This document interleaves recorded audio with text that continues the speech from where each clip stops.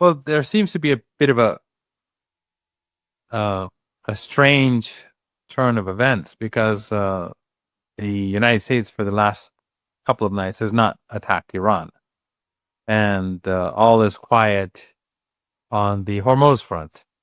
Of course, the Iranians continue to shut the Hormuz for ships affiliated to Saudi Arabia, the Emirates, Kuwait, Bahrain, and Qatar. And of course, they're all U.S. allies. And a ship was targeted by the Iranians, uh, a ship which violated Iran's naval orders. And this was the second ship that Iran struck yesterday, since Trump declared that every time from now on that a ship is struck, the United States will take out a bridge or a power plant. But two ships have been struck so far, and Trump has not done anything yet. Some people were speculating that Trump would attack on Friday after the markets close, but here we are on Sunday, and so far nothing. That doesn't mean we won't have war, but I think it is an indication that the United States does recognize the seriousness of the situation, most probably at least, and that the Iranians are not going to be intimidated or they're not going to back down, which is something that they should have known anyway, because during the 40 days of war that we had, Trump said he's going to, back then, he's going to annihilate Iran. He's going to obliterate Iran. He's going to take it back to the Stone Age. He's going to wipe out a civilization, but it didn't change Iran's military posture or its policy with regards to the Strait of Hormuz and the region. So now, for whatever reason, I don't know of obviously what goes on in Trump's head, but it's been 2 days of quiet. On the other hand, the Yemeni armed forces, Ansarullah, or as they're called in the West, the Houthis, which is not a correct term, but in any case, they did the smart thing. As the Strait of Hormuz is closed, when the Strait of Hormuz is closed, the Red Sea obviously becomes much more important, because part of the oil that was exported through the Strait of Hormuz is now going through the Red Sea. It's more expensive for the Saudis to pump it there, but still they're able to export, by some estimates, 4 to 4.5 million barrels of oil a day. Sometimes a bit less than 4 million barrels, sometimes maybe a bit more than 4.5, but it seems like 4.5 million barrels a day have been exported. So that helps the United States and the West in managing the situation to a degree. And of course, it helps the Saudi regime survive, because it can't export from the Persian Gulf. It can't export other goods from the Persian Gulf. It can't trade through the Persian Gulf. So it becomes extremely dependent on the Red Sea. So that makes this the opportune moment for Ansarullah to put pressure on the Saudis. Now, why would they want to put pressure on the Saudis? Because the Saudis have imposed a siege on Yemen for well over a decade. They imposed a genocidal war on Yemen with the support of the West, with the support of the region. They imposed starvation back then in 2015 and 16. The countries in the region, they all supported it. And even Qatar and Turkey, before the siege on Qatar, they were also a part of this. And then of course, after the siege, they tilted away. The West supported it, Australia. There were thousands of British advisors helping keep the Saudi Air Force flying and active to bomb cities. They bombed funerals. They bombed schools. They carried out a genocide. Hundreds of thousands of people died, many of starvation. And the U.S. blockaded the Red Sea. Even U.S. naval ships would block food from coming in. A senior U.S. official once said that he was on a ship naval ship, and they stopped a boat that was smuggling in medicine to Yemen, and they went and dumped it all in the sea. That's what this coalition was doing to Yemen. Back then, so that siege continues even until today, to a lesser degree, but still very brutal and barbaric. But gradually, during that siege and that warfare, the Yemenis began to build their own drone and missile capabilities. Obviously, with the help of Iran, but Yemen has lots of smart people, lots of engineers, lots of educated people, universities. So they began to develop this capability. And then finally, the Yemenis were able to strike very hard at Saudi oil installations. And that caused the Saudis to accept a ceasefire. And then the Saudis struck Al Hodeidah. And we saw what Yemen did the night before last night. So that created huge damage to the Saudi oil infrastructure. And it sends a message both to the Saudis and to the United States about the future of the oil market if this war continues. So you see that the axis of resistance is working collectively, but also Yemen is working because this is the best opportunity for Yemen to break the siege because the Americans and they need that oil. And what is interesting is that, and I'm not sure about the details, but as far as I know, the Yemenis did not focus on blocking the oil exports. They did lots of damage to very key facilities. But if I'm not mistaken, the Saudis can still export oil, whereas the Yemenis could have destroyed the port and just blocked oil exports. But, and this is just my personal interpretation, it may be wrong, but I think they didn't do it because they've closed the Red Sea effectively to Saudi ships. Already they've hit 3 ships to teach the Saudis to take them seriously. And I think basically the reason why they didn't destroy their ability to export oil and instead have just blocked the exports themselves is so that the Saudis would have an incentive to back down and to have their exports restart. In other words, if Yemen had just destroyed Saudi exports, that would have been, of course, a catastrophic blow to Mohammed bin Salman. But here the Yemenis are basically, in my opinion, saying that, look, you stop this siege, you stop killing our kids, you stop starving our people, and you can export your oil. But look at what we can do to you. We look at what we've done to your other facilities, how we've devastated them. And they'll be, many months before they can work. And this, apparently, some of these facilities are among the most advanced in the world. So, like Iran, you can see that Yemen and Iran are behaving in the same manner. The Iranians, they can destroy Qatar's gas installations. And believe me, many Iranians want the Iranian government to do this. They just want the Iranian government to wipe it out because after all they've done to Iran. Or Saudi and so, but the Iranian government isn't doing that. They want to preserve the infrastructure in this region. They want the region to go back to normal, but without U.S. hegemony and U.S.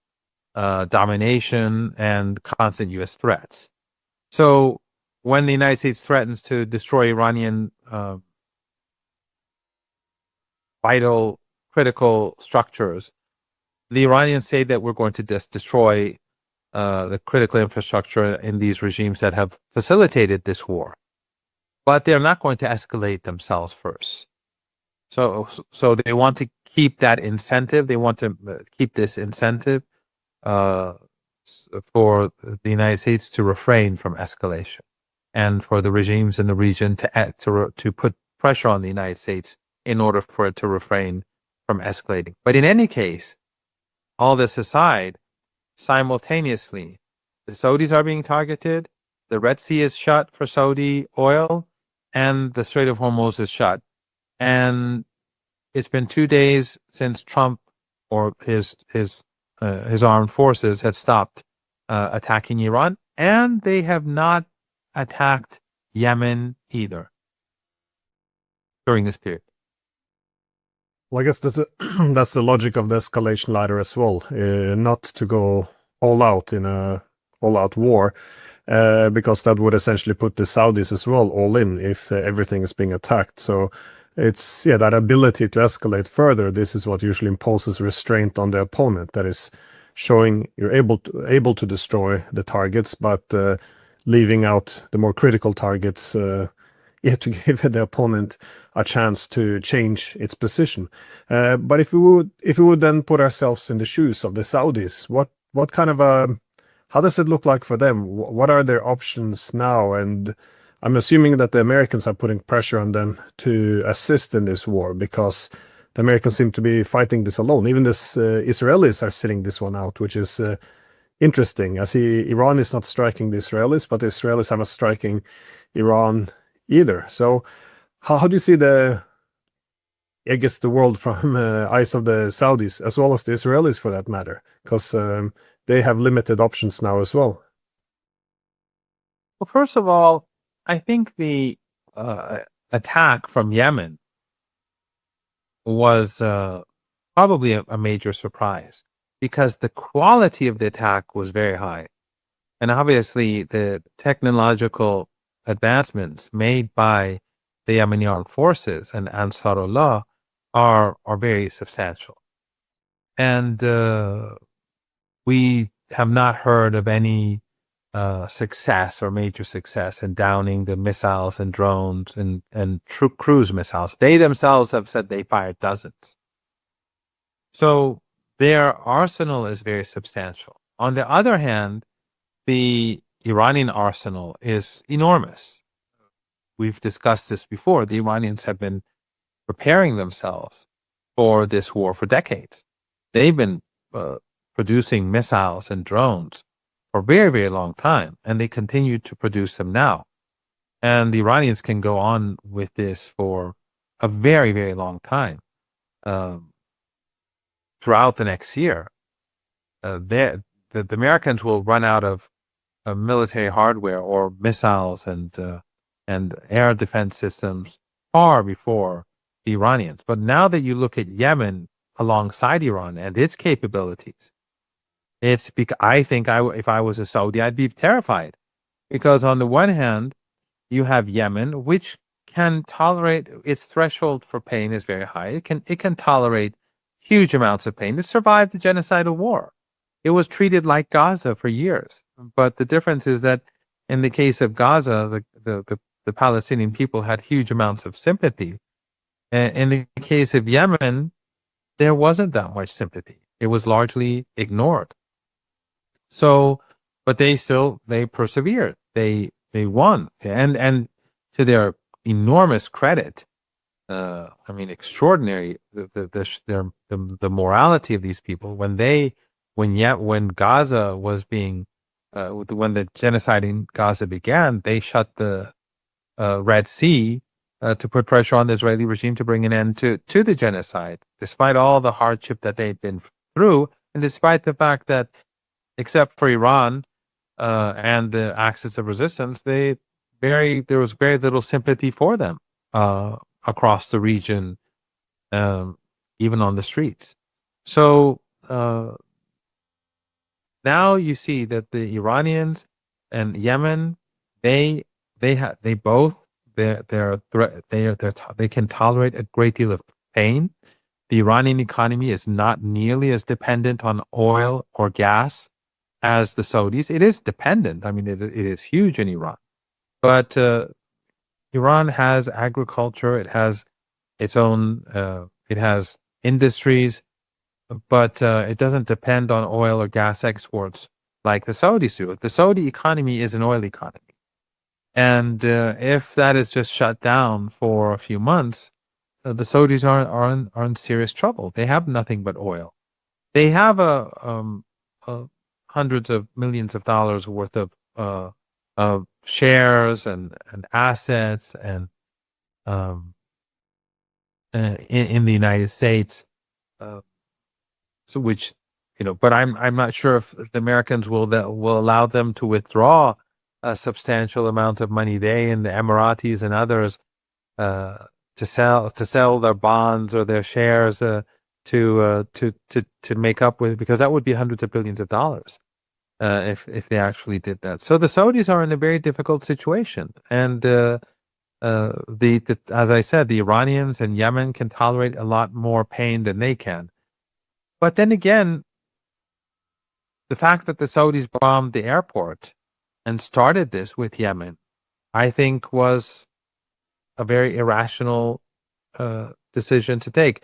I've heard from a couple of people who normally are well informed that the Americans pushed the Saudis to do this. But even if the Americans, if it doesn't matter if it was the Americans or the Saudis, it was a foolish act because it has made the Saudi regime much more vulnerable.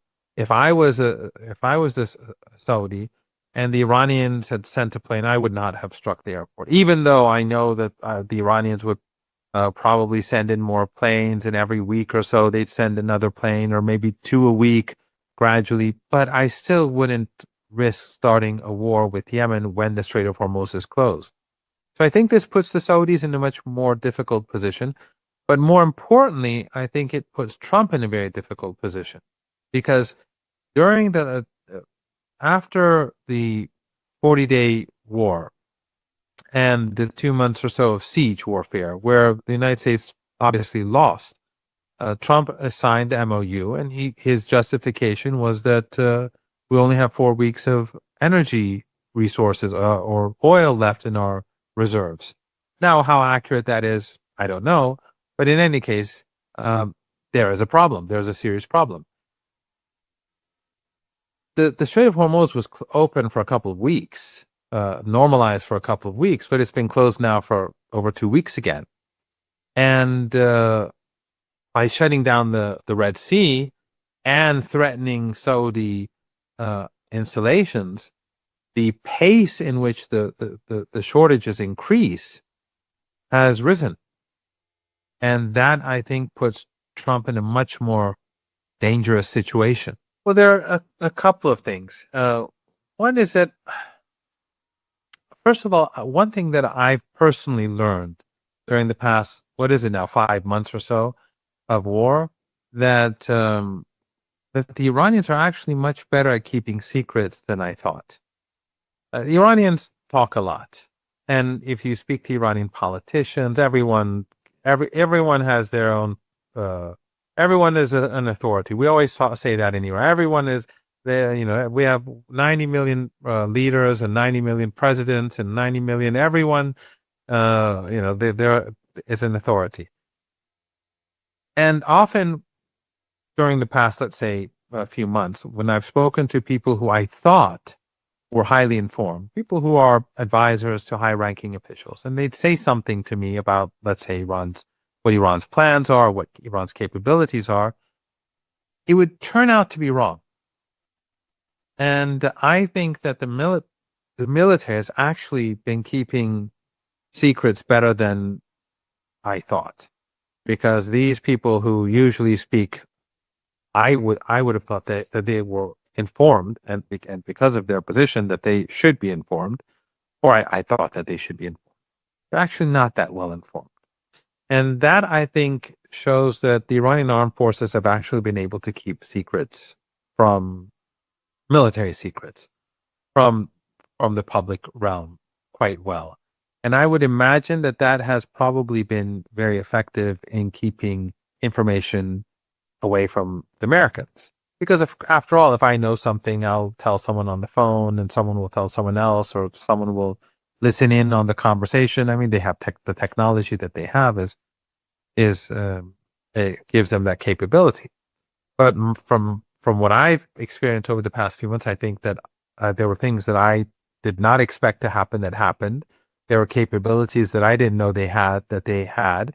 And I think, based on the incorrect information that some people who have status, that the Americans probably, their information on Iran's capabilities were deeply flawed. And the same is true with Israel.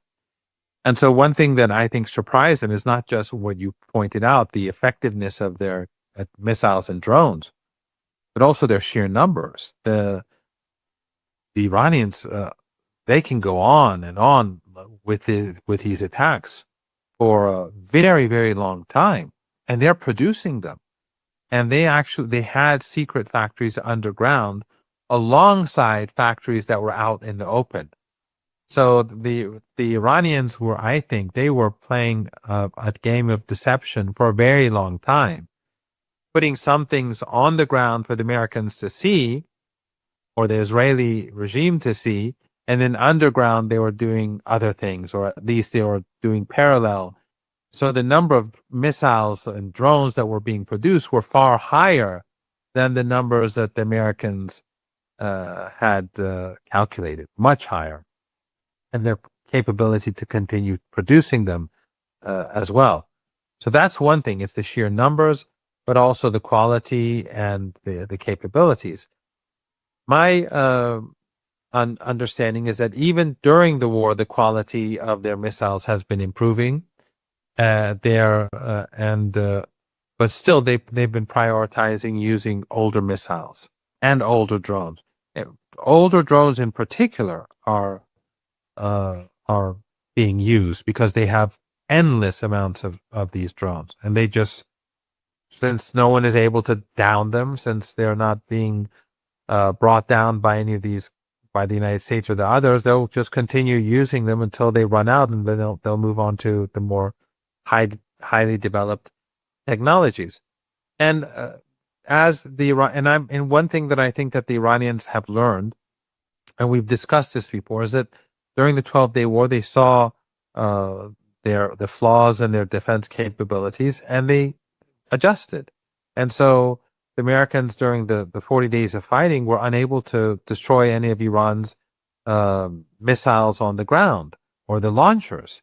And then during these, well, it's 15 days now, I think, I'm not quite sure, but there are 2 days of quiet, but the rest, they haven't been able to destroy Iran's capability to launch missiles. I believe that the Iranians have also transported or given that knowledge to Yemen. So obviously the Yemeni armed forces, they too have been developing more underground bases, and they're more capable now of firing their missiles and drones without being detected. And the difference between the Iranians and Yemen and the Americans and the Israelis and the others is that these assets are all underground and their assets are on the ground. So the Iranians have been able to strike targets, destroy them, and of course, during the last couple of weeks with much greater accuracy than before. So for Iran, ever since True Promise won, and then it's just been evolution. They've been evolving and getting better at what they're doing. And also, the Iranians have a lot of intelligence on the ground. They have lots of people, and my understanding is that they have lots of sympathizers in across the region. They're not necessarily all citizens, and they are, out of some could just be spies, paid spies. But in any case, Iran has lots of intelligence. They know which hotels the Americans are staying in. They know which buildings they're occupying in the Emirates, in Kuwait, in Qatar. And the Iranians warned just, I think, 2 days ago that they're going to start striking those buildings, those hotels where the Americans are staying. And then, of course, the Americans stopped. I'm not saying that they stopped because of this particular threat, but in any case, this was one of the last things that the Iranians had said they're going to do before the Americans halted the bombing. Now, the halt in the bombing could just be a short-term event. The Americans may actually carry out these heavy strikes on Iran, which have been discussed. But the problem is that the longer it's delayed, the greater the global energy crisis. And so things are going to get progressively worse for the Americans. Of course, the siege is going to have an effect on the Iranians too, But as I said on a previous discussion that we've had, the Iranians, when they signed the MOU, knowing that the Americans were going to violate it and undermine it, they quickly, as soon as the siege was lifted, and the Americans lifted the siege for themselves, basically, because they wanted to alleviate the energy crisis. The Iranians had tens of tankers full of oil. And so they quickly exported it to the Asian markets, and they brought in ships to bring in critical supplies for Iran. So the Iranians now can, they have a cushion. They have an ability, a better ability to show patience. Whereas I think the Americans are running short in energy. But at the heart of it, how do you see the Strait of Hormuz essentially shaping the conflict moving forward? Given the Iranians has to talk to Oman, the Americans are seemingly getting quite desperate. First of all, I think that in a sense, Iran, in this quiet, is already going up the escalation ladder in a way by keeping the Strait of Hormuz closed. And I know also now that the Red Sea is closed as well, it is sort of very quietly increasing the pressure on the United States. Of course, the pressure is on Iran too, no doubt about it. But the Iranian capability to tolerate pain is different from that of the United States for a host of reasons. One is, of course, we've seen the funerals, we've seen the support for the Islamic Republic among the general population, which is key. But also, Iran is the victim of this war. That gives people greater resilience. Iran's religious ideology, Shia Islam, makes it particular resistant against oppression and the aggressor and the empire. So these all make Iran more patient. It will be difficult, but more patient. For the United States, it's a war of choice. Everyone knows that it's being done for Israel. It's not being done for the American people. That will make it more difficult for it to tolerate inflation and economic pain and so on. If it was a war that the Americans had to fight, then of course their threshold for pain and so on would be different, obviously. But this is not the case. So I think that the Iranians, every day that goes by, they have the advantage. As I said, especially with Yemen added to the equation.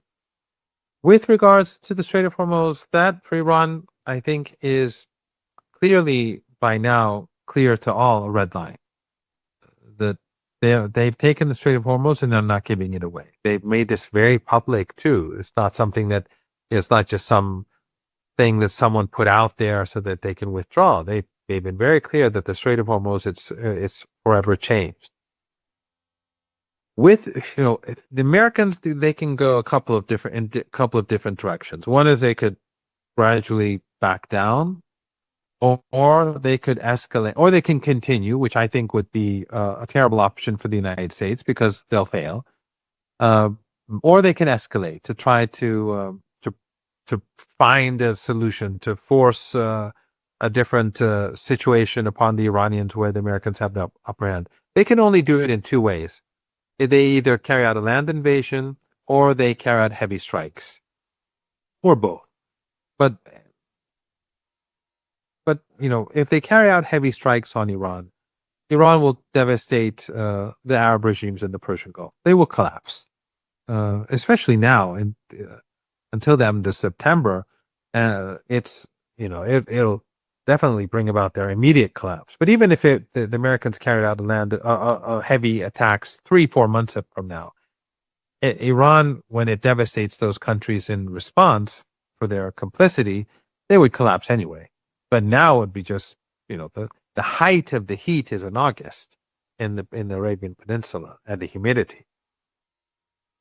So then the other is the land offensive that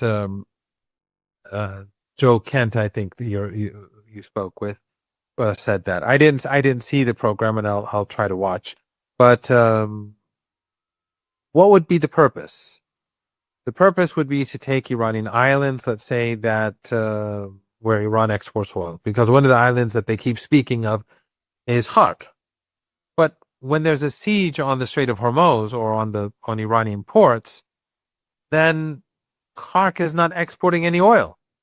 So what is the purpose of occupying the island? All it does is that if they take this island and a couple of other islands and some of the mainland, let's say to open the Strait of Hormuz, it won't open the Strait of Hormuz because the Iranians keep the Strait of Hormuz from far away.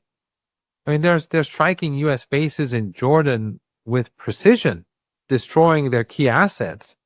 So this is not like the 20th century or the 18th century where you have to have soldiers standing on the shore and boats in the middle of the strait saying, okay, you can't go and you can, you can go, but you can't go. The Iranians can take out all the ships. I mean, the ships are throughout the Persian Gulf. Many of them are far away from the strait. They're near, in the north of the Persian Gulf. And the Iranians have, half the shore. That's why it's called the Persian Gulf. And they have all these islands. So, and they have mountains, all across, running right alongside the Persian Gulf and the Strait of Hormuz. So the Iranians can destroy the oil installations, the gas installations, the electrical power plants. They can destroy the desalination plants. And Iran doesn't need desalination plants. 1% of Iran's population uses desalination plants. In these countries, it's almost everyone. And they can do it from anywhere in Iran. They can destroy all these from anywhere in Iran. They can destroy the ships. So taking the Strait of Hormuz physically is not going to do anything. Taking an island which exports, through which Iran exports oil is not going to do anything. What it does is it puts all those troops close to Iran, inside Iran. And Iranian ground troops have been preparing themselves for this war for decades. They have their own drones, they have their own rockets, and it will be close combat. And they will be fighting in many cases from the mountains. So, and the Americans will have a huge logistical problem, especially in the next, let's say, for the next 3-4 months, when it's very hot and say in 3-4 months it's still hot. And half of the problem is just getting enough water in for their soldiers. So it will fail. I mean, they'll be defeated. So whether the United States escalates through heavy airstrikes or through a land operation, it's going to lead to Iran destroying the critical infrastructure of the countries on the other side of the Persian Gulf because they were complicit. This is Iran's deterrence, and they will have to retaliate ultimately. If a land operation is carried out, these countries are involved. So Iran will destroy their critical infrastructure. And it will make it much more difficult, by the way, for the United States to bring in logistical support. When all these countries have fallen apart and there's no electricity and no water, then the United States is going to have a much more difficult time bringing things in from Kuwait or from Bahrain or from the Emirates. So so if it's heavy airstrikes, the region, Iran retaliates. If it's a land offensive, Iran retaliates. In either case, the United States loses. If it's a continuation of the same, they lose because the global energy crisis will hit the world. I mean, this is not like 2-3 months ago. The shortages have accumulated and we're reaching a tipping point. And with the Strait of Hormuz, with the Bab al-Mandab being as it is, it's going to be worse. So the smart solution is for the United States to walk away. I mean, if I was the United States, I'd walk away. But even that's a problem. Because if they walk away, the Iranians are not going to just open the Strait of Hormuz. They may open it up somewhat to help like global South countries and fertilizer and to help them as much as possible. But they're not going to help the West. They're not going to help any country that is bound to the West. And so the United States is going to have to go back to giving concessions. And then let's say they go back to something like the MOU. But after what's happened, I don't think the Iranians are going to accept the MOU. They're going to say, we want an MOU plus. And you're going to have to give concessions at the very start before we do anything because we don't believe you. Because what happened with MOU, the United States violated it from day one. They did not force the Israelis to leave Lebanon or to stop the killing, or to stop the destruction. They did not return Iran's stolen assets. They continued to threaten Iranians in violation of the deal. They removed Iran's oil exports from the sanctions regime, but they reimposed those sanctions after just a few days. Then, of course, they created their own corridor in the Strait of Hormuz in violation of Article 5. I mean, no matter, the Americans violated everything in the MOU. I mean, if you watch American media, and it just shows how bankrupt it is, it's all pretending as if Iran, the reason why this war reignited was because Iran struck a couple of ships, which of course is nonsense. Those ships were violating the MOU. The countries that owned the ships, the Saudis, the Emiratis, and the Kuwaitis, did it intentionally along with the Americans. And the Iranians were saying, no, you're not going to do that. We will not allow you to violate the MOU. So I think that ultimately, there will be some sort of agreement. I mean, all wars come to an end. Just like between Saudi Arabia and Yemen, this will come to an end. But I think the Iranians will, for example, demand that the siege on Yemen be lifted. I think Iran will make additional demands on Gaza and probably more demands on its own assets. So I think that by restarting this war, Trump has strengthened Iran's hand. War, of course, is devastating for everyone, but I'm speaking in relative terms. In relative terms, Iran is growing stronger, just as it did during the 40 Days War, just as it did during the siege, in relative terms. And that is continuing as we speak. And so ultimately, when the United States comes to its senses, it's going to have to give more than what it promised in the MOU, and the Iranians are going to make sure that it is forced to give more than what we saw in the MOU. That's my understanding, at least.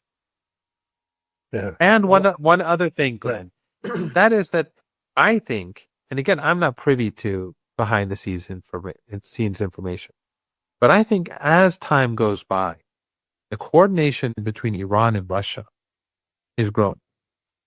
And effectively, you're now seeing the United States and the West making these two fronts one and the same. And you saw, for example, the ship that was in the Caspian Sea that Zelensky bragged about striking, which he said was taking Iranian weapons to Iran. The Iranians and the Russians are now cooperating increasingly in all aspects, and this is thanks to U.S. policy. And so, as Russia escalates, our region is escalating. Yemen is escalating. Tomorrow, maybe the Iraqi resistance that escalates. The Iraqi resistance is a very powerful force. It's not talked about much, but the Iranians have huge numbers of allies in Iraq that bear arms. They're far larger than Hezbollah, including Hezbollah reserves, which is a huge force in itself. So if Iraq gets engaged, and Yemen is engaged, and Iraq is engaged, and the Russians are engaged, and we know what's going on on the battlefield in Ukraine and the rising tensions, Trump has a lot of problems to deal with.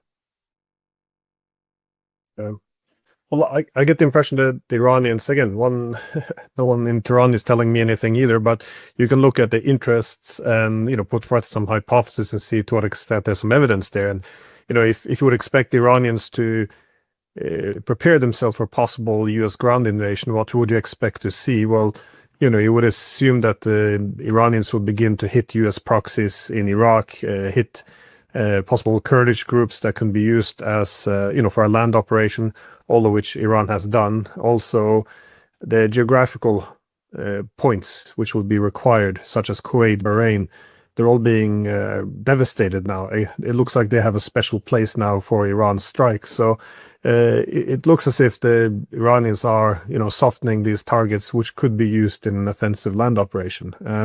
I just want to say that it appears to me, because you link the Russians with the Iranians, I think the war on Iran and the war on Russia, including the economic war on China, it all has a common purpose. I mean, this is about the wider world order that is restoring the global primacy of the US. So resetting back to the 1990s, this was the world order established then. That's the world order now being disappeared. And but again, at every corner against all of these three adversaries, you see that it only intensifies the shift to a more multipolarity. That is, the Iranians now, taking the Strait of Hormuz. As you said, the Iranians and the Russians are getting closer. You can also say that the Iranians, Russians, and the Chinese, they're all getting closer. So this is it is a predictable disaster. I can understand why the US and its, let's call them allies in Europe, I would like to see a return to the 90s, would like to have return to the hegemonic peace. But I try to always tell people in my part of the world that you have to accept the world as it is, that is the international distribution as it is. If you keep having policies of a hegemonic order when you're in a multipolar world, you're going to invite disaster. And I think the Iranian war is a key case study proving this. Anyways, do you have any final thoughts before we wrap up? Yeah, just one final point, and that is that, because what you said made me think a bit more. I think this would complement what you've just said. The Iranians, the reason why they were in Syria was because of the CIA and Mossad, and that they wanted to take over Syria. And of course, the Qataris and the Saudis and Erdogan all wanted to make it a sectarian war because they were in the American camp, and that worked. And a lot of people believed the nonsense that this was about sectarianism, and it had nothing to do with sectarianism. It had ISIS and Al Qaeda were tools of the West, and Iran was fighting it. And evidence for this, that it never was a sectarian war, was that Iran supported the resistance in Afghanistan against the U.S. occupation, and that resistance was the Taliban. And while many of these fanatical Wahhabis and Salafi Takfiris have been attacking Iran, and they still attack Iran for Syria and saying that they killed Sunnis, which was, of course, nonsense, the Shia in Afghanistan, not all of them, but some of them, and the Tajiks, the Persian speakers, and the Uzbeks, and some of the Pashtuns who were not with the Taliban, were attacking Iran. We're saying you're supporting the Taliban against us. But in reality, Iran's policy in Afghanistan was identical to its policy in Syria. And that is, Iran believed that the empire is the force that has to be driven out. And if the empire is driven out, automatically our region will become a better place. So Iran, in the case of Afghanistan, Iran supported the Taliban, and not against the Shia, not against the Tajiks, not against the Uzbeks, not against the secular Pashtuns or whoever, but against the empire. In Syria, they supported the government, not against Sunnis, not against anyone. It was against the United States. It was against the empire again. Now, what is interesting is that the Taliban, and this is what I want to sort of attach to what you just said, or to add on to what you said. The Taliban is evolving. So the Americans have been trying to create a force to the east of Iran, like those Kurdish groups that are proxies of the Israelis and the Americans in northern Iraq. They want to create them in Afghanistan and in Pakistan. And the Taliban is crushing them. So if you've noticed, I mean, the number of attacks on Iranian forces, terrorist attacks in Sistan and Baluchistan and near the border, they continue, but they've decreased. And one reason is because the Taliban is attacking these Takfiri groups, these ISIS-like and Al Qaeda-like groups that the Americans and the Israelis and Western agencies and their affiliates are funding in Afghanistan and in Pakistan. So this is sort of like this evolution that you see. I don't know what the future holds, but this evolution that you see between Iran and Russia, and Iran and China, and Russia and China, and so on, and you can expand this. the Shanghai Cooperation Organization, and so on. This evolution is also taking place in the region too. So you see the Taliban, which the former generation of the Taliban, they were killing anyone who was affiliated to the Iranians or friendly to the Iranians. They were carrying out genocidal attacks in the 1990s. This new generation of the Taliban, even though we're very different from them, we have huge differences over female education and work and so on, but they've evolved dramatically from that Taliban. And now you see in Iraq, where the Americans and the Europeans have used against Iran in the 1980s and the 1990s, when Ayatollah Khamenei's funeral goes to Najaf and Karbala, you see millions of people on the streets in Iraq participating in his funeral with those emotions, and in 50 degrees temperature, hotter than even Iran in the height of summer. So you see this evolving situation taking place both at the global level and at the regional level. And on the whole, it doesn't look good for the United States.